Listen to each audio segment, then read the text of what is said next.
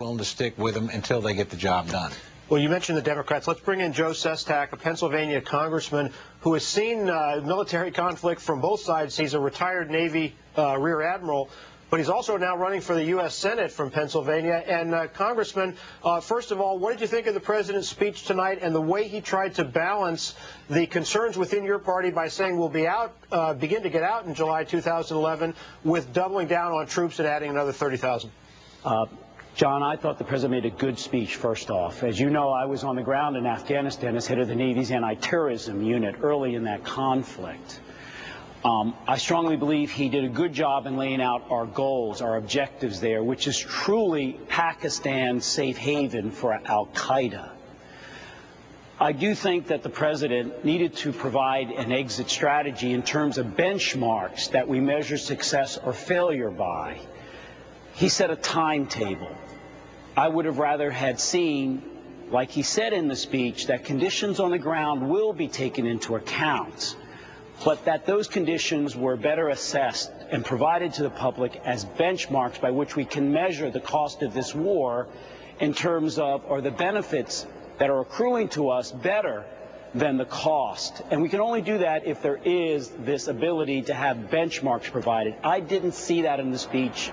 We had heard he would provide that, and I think we need that ability to measure our progress or change to an alternative strategy. All warriors do that. They assess the strategy. They don't set a firm deadline, and I wish we had seen that. Congressman, we've heard from some in your party on the left, Dave Obey of Wisconsin, who chairs the Appropriations Committee, raising questions about whether we can pay for this conflict, this additional deployment. Barbara Lee, your colleague from California, said she's got legislation to try to prevent this ramp up from being funded.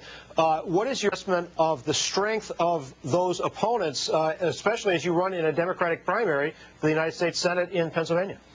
If there's anything I learned after 31 years in the military, is to do the right thing for the nation. The party is second.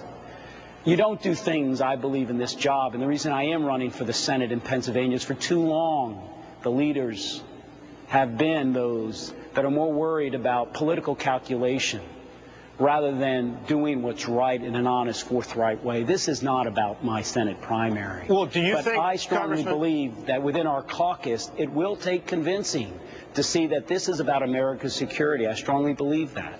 Do you agree with your colleague Tom Cole that this strategy can succeed by July 2011, and are you absolutely confident that the votes exist in a majority to give the president what he wants in terms of resources? I spoke last March and said, after hearing a closed briefing, that this strategy that we had begun to embark on at that time, that has been better articulated by General McChrystal, would take 3 to 5 years. I still believe that.